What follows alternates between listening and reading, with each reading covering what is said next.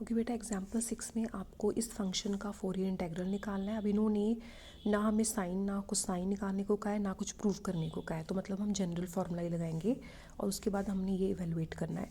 तो general formula लिख लिया बच्चे, हमने उसको सेपरेट कर लेना है। वैसे माइनस इन्फिनिटी टू इन्फिनिटी होता है ना इंटीग्रल, तो उसको ब्रेक कर देंगे बिकॉज क्वेश्चन में फंक्शन का जो लिमिट्स हैं, वो जो एक्स की वैल्यूज़ हैं वो ब्रेक हैं। तो हम ब्रेक करेंगे माइनस इन्फिनिटी टू -1, फिर -1 to 1, फिर 1 to इन्फिनिटी। जो आपका -1 to 1 है उसके बीच में 2 आ जाएगा, अदरवाइज 0 रहेगा। तो फंक्शन यहाँ पर भी 0 रहेगा, यहाँ पर भी 0 रहेगा, बस यहाँ पर आपका आ जाएगा 2। ठीक है, तो ये चीज़ 0 बन गई, ये चीज़ 0 बन गई, इसको सॉल्व करना पड़ेगा आपको। ठीक है, तो ये इतना आ गया। कॉस की इंटीग्रेशन साइन है, नीचे -s आ जाएगा क्योंकि आप इंटीग्रेशन विद w कर रहे हो ना, तो एक इसका कॉफिशिएंट s बनेगा और एक बनेगा माइनस, तो -s आ जाएगा नीचे। तो पूरी इंटीग्रेशन करके लिमिट्स पुट कर दोगे। एक सेकेंड रुकिए बच्चों,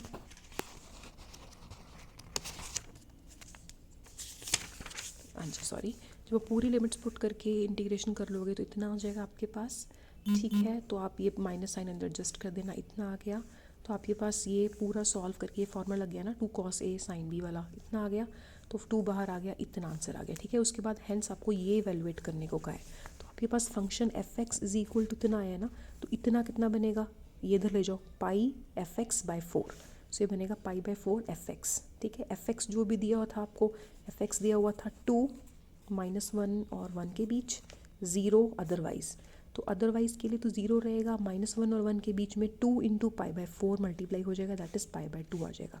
ठीक है, अब यहाँ पर बच्चे आपको ये चीज़ का ध्यान रखना है कि फंक्शन कहीं पे ये वाला फार्मूला हर जगह नहीं लग सकता, जहाँ वहाँ पर नहीं लग सकता जहाँ पर फंक्शन आपका डिसकंटिन्यूस है।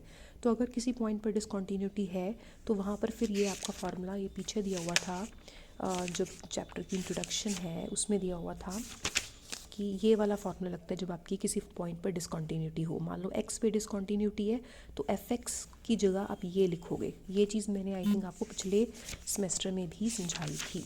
ठीक है बच्चे, तो आपने f(x) की जगह यहाँ पर 1 पर भी डिसकंटिन्यूटी है, -1 पर भी डिसकंटिन्यूटी है। -1 पर क्यों डिसकंटिन्यूटी है, क्योंकि अगर आप -1 की राइट लिमिट निकालोगे तो पाई/2 आएगी, लेफ़्ट लिमिट निकालोगे तो 0 आएगी।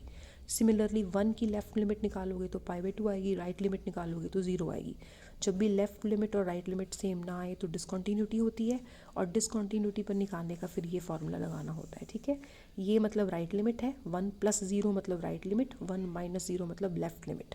ठीक है, left limit of 1 is, function में देखिए, यहाँ पर ना देखिए, सॉरी मैंने गलती से यहाँ दिखवा दिया आपको। क्वेश्चन में जो दिया हुआ था, left limit is 2, right limit is 0।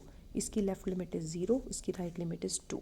तो ओवरऑल सॉल्व करके डिसकंटिन्यूटी के पॉइंट्स पर फंक्शन की वैल्यू अलग से निकालो, वो आ रही है पाई/4। अदरवाइज़ ये चलेगा, बट डिसकंटिन्यूटी के पॉइंट्स पर ये आएगा। ठीक है, एग्जाम्पल नंबर 7 में भी आपको फोरियर इंटीग्रल निकालना है, तो जनरल फार्मूला यूज़ करो बच्चे, वही सेम क्वेश्चन है। आपको ब्रेक करना पड़ेगा, कहाँ पर ब्रेक करना पड़ेगा, 0 पर। ग्रेटर देन 0 पर इतनी वैल्यू है, लेस देन 0 पर 0 है। ठीक है, ये ठीक कर लो, लेस देन 0 पर 0 आएगा। ओके, तो ग्रेटर देन 0 मतलब 0 टू इन्फिनिटी रहेगा, ये लेस देन 0 है ना, यहाँ पर 1 नहीं है। तो लेस देन 0 पर 0 मतलब -∞ टू 0 पर 0, 0 टू इन्फिनिटी पर यू विल पुट e⁻x की जगह यू विल पुट e⁻w। तो इस पर फॉर्मूला लगा दो cos A - b का, cos A cos B + sin A sin B। Separate कर लो उसमें से जो कांस्टेंट आ रहा है, क्योंकि w के रिस्पेक्ट टू इंटीग्रेशन हो रही है ना, तो ये कांस्टेंट बनेगा क्योंकि इसमें s है, x है, w नहीं है। सिमिलरली ये भी इंटीग्रेशन के बाहर आ गया, इतनी की इंटीग्रेशन कर लो इसकी और इसकी। ठीक है, इंटीग्रेशन का फॉर्मूले जो भी मैंने याद करवाए हैं, वो याद करने को कहे हैं, वो लगा के इतना आ जाएगा। तो बेटा ये फर्स्ट एक्सरसाइज कंप्लीट हो गई है।